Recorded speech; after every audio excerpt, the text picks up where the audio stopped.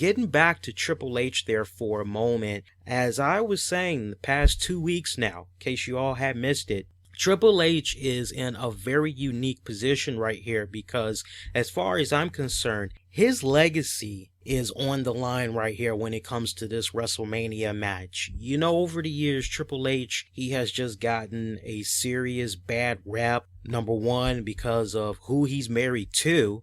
But then there is that argument by many fans, and you will probably find this for every 2 out of 10 people you talk to, or maybe even every 5 out of 10 people that you talk to, there's probably going to be at least 5 people that feel that Triple H has been hurting the business and he's not been doing a good job and putting a lot of people over. And a lot of folks want to focus on that more than the people that he's put over, as I feel that come WrestleMania, Triple H's legacy as far as being in a position of power, being in a WWE executive position, being that guy that is one day gonna take over the throne from Vince McMahon whenever he decides to step down, whether it's by nature or, heaven forbid, he passes away, natural causes, whatever. And I know that there are a lot of fans that really don't feel right now that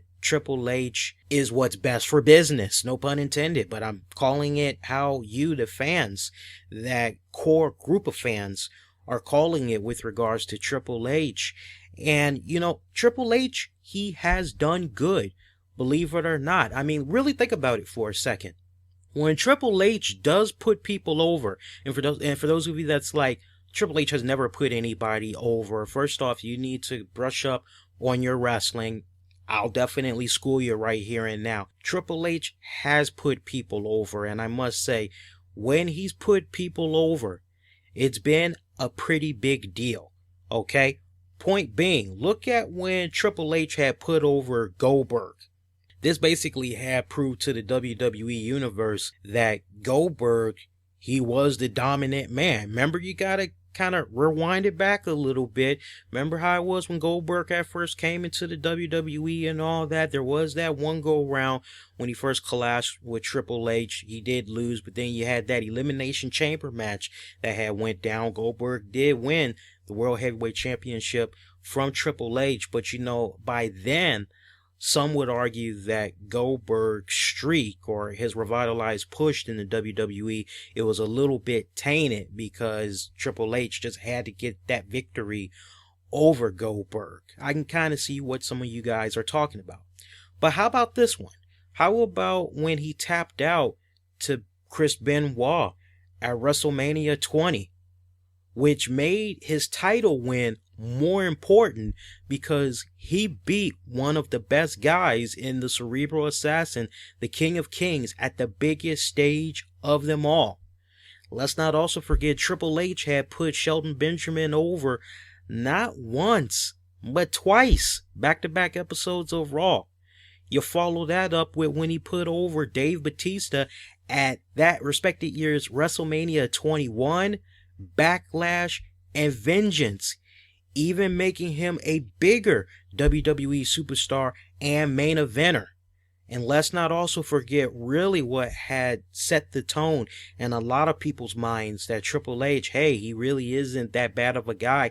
This match right here that really had fans go, okay, you know what? I actually have respect for this guy, is WrestleMania 22 when he tapped out to John Cena, which basically proved to all those naysayers and those doubters that John Cena, whether you liked it or not, he was there in the WWE. He was there to stay. He was going to be there for the main event haul.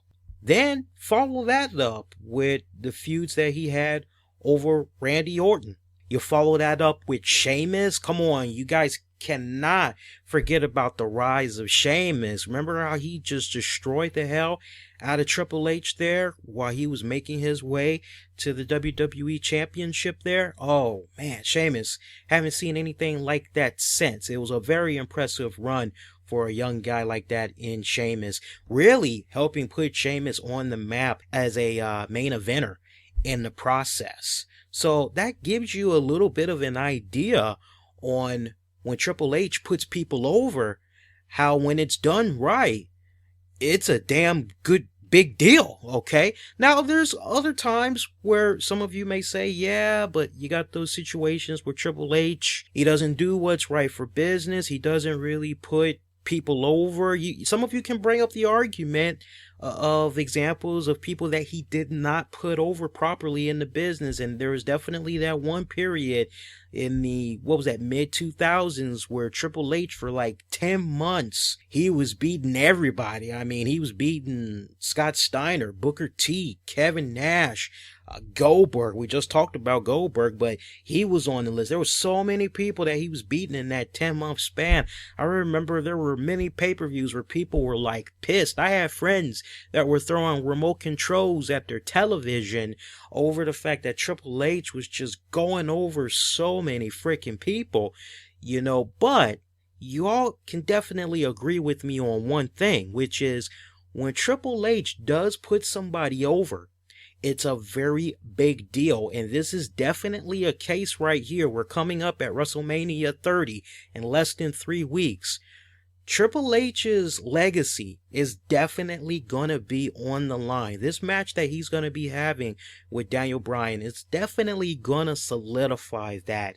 Will Triple H do the right thing? Will he let Daniel Bryan go over him? Will Triple H put over Daniel Bryan? Not that Daniel Bryan needs it, but at the same time, you just got to think about the master plan, the grand master plan of them all, which is to give Daniel Bryan all the necessary tools that's needed to make sure that without a doubt, once he does get his hands on that WWE Championship, WWE is going to be able to rely on him for a good minute. Daniel Bryan has great marketability. I mean, can you guys just imagine him as WWE Champion? You know they're going to have to redesign the belt because you got the whole Yes Movement thing that's going on right now.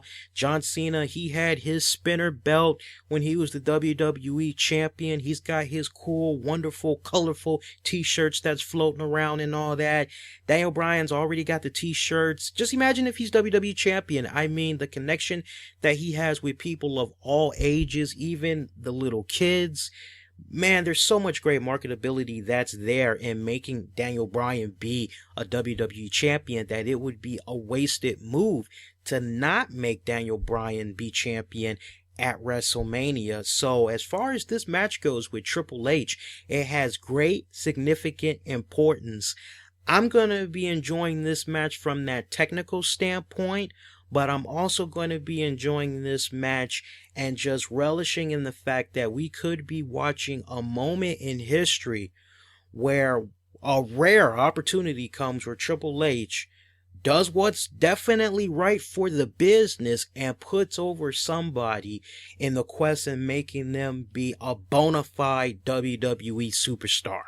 Some of you may argue that Daniel Bryan, he's already there.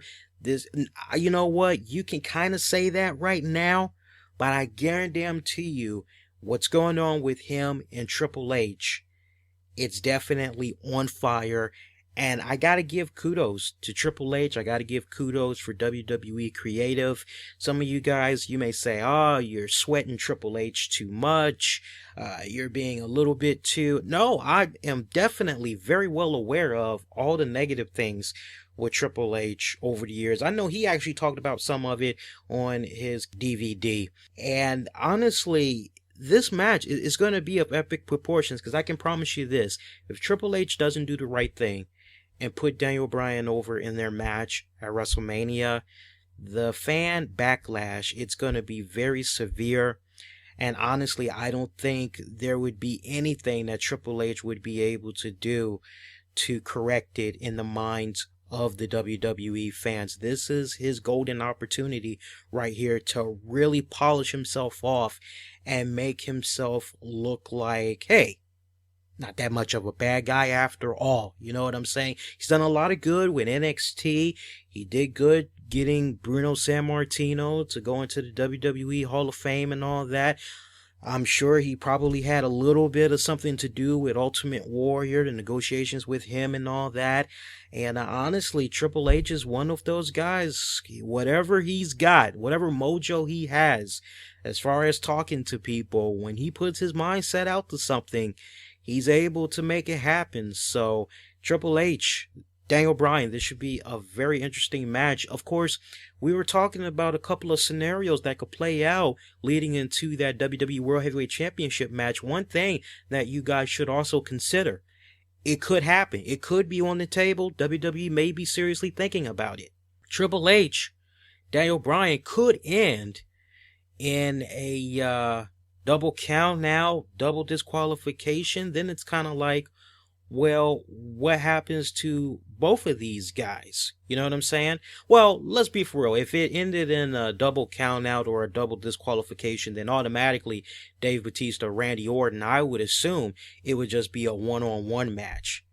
But just imagine what would happen in that WrestleMania match between Daniel Bryan and Triple H if the match ended in a way where they both knocked each other out and they landed on one another. So you basically have a hand on a body and the hands on the other body and the referees counting, and it looks as though it's going to be a double 1, 2, 3. And then it's like, well, wait a minute. Who won the match? Who won the match? And it kind of like cancels each other out. We could see a scenario play out where it could be a fatal 4-way match for the WWE World Heavyweight Championship, which would then bring up the bigger question. Is this all a master plan in order to get Daniel Bryan over? Because then you could bring up the bigger argument that Daniel Bryan had defeated not one, not two, but three guys that will probably be WWE Hall of Famers at some point. He beat 3 of those guys in the same night. You thought Chris Jericho was something when he beat The Rock and Stone Cold in one night. This would really take the cake right here.